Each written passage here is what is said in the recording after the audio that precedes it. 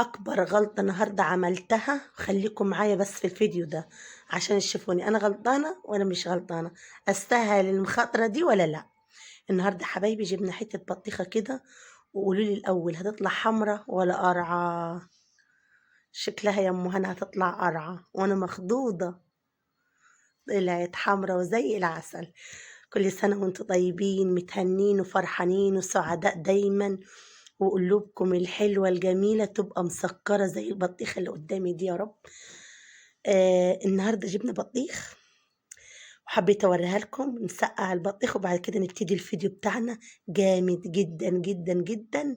والغلطة بتاعتي النهاردة ان العيال قالوا لي ما تجيبيش بطيخ يا ماما، وهاتلنا اناناس ولا هاتلنا خوخ ولا تفاح.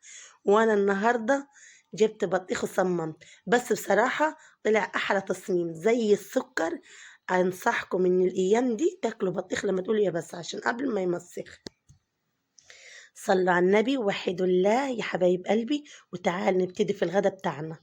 النهاردة عاملة لكم صينية مكرونة بشاميل، بس من العيار التقيل قوي. حاجة كده خفيفة جميلة، كريمة كده، هناكل كريمة. بشرنا بصلتين، وانا النهاردة هعملها بصدور الفراخ.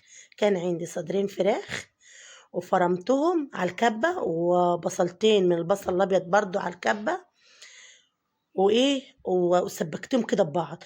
الفراخ طبعا مش زي اللحمه، بتاخد معاكي شويه تعب شويه. ليه؟ عشان هي بتبقى زي المعجون الاول، بتبقى زي حته العجين. واحده واحده كده تفضل تفتلي فيه تفتل معاك وتبقى جميله. الفراخ بتبقى خفيفه كمان في المكرونه البشاميل عن عن اللحمه. وانا بصراحه وانا وولادي بنحبوها. حطيت البهارات كمون فلفل اسمر، السبع بهارات، توابل فراخ بس. وحطيت انا طبعا انتوا عارفين ان انا بحب الفلفل السبايسي، بحط دايما في اي حاجه. دي الخلطه بتاعتهم. وحطيت معلقتين سمنه على معلقتين زيت، ودي كانت التسبيكه بتاعت الفراخ. جينا على المكرونه سلقتها.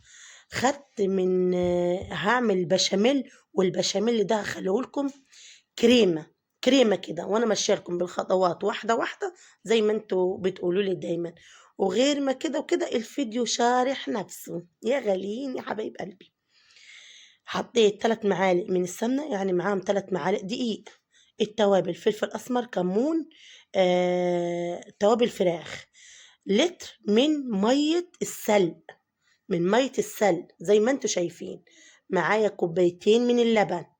احنا عايزينها البشاميل بتاعي كريمي. انا ما بحبوش بصراحة ربنا لبن خالص بيبقى البشاميل تقيل. اعتمدوا البشاميل بتاع المكرونة البشاميل ده جميل جميل جدا. هحط معاهم زي 3 معالق من الجبنة الموتزاريلا، بتديكي طعم ومطة وحلاوة. يا سبحان الله، أجمل من الجمال قسما بالله. عسل. بصوا بحبه كده خفيف كده وجميل.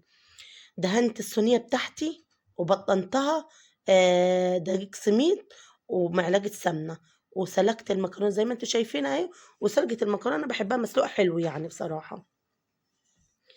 اظن انا قلت لكم على البشاميل اللي بيبقى كريمي بيبقى ازاي.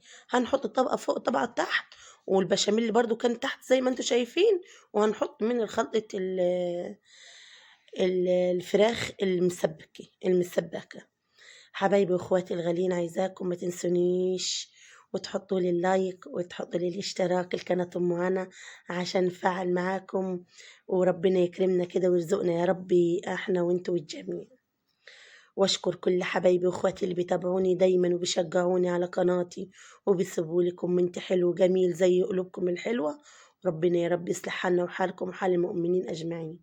زي ما انت شفت اهو، حطيت بكل يعني تفصيلة، ما سايبلكمش تفصيلة في المكرونة البشاميل دي.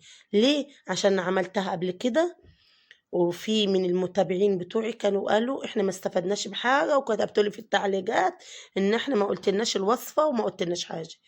اديني قلت لكم الوصفات زي الكتاب ما قال. ودهنتها وحطيت طبقة فوق طبقة تحت والفراخ في النص. وحطيت من فوق برضو جبنة موتزاريلا. احنا بقى بنحبوها صفرة كده وجميلة.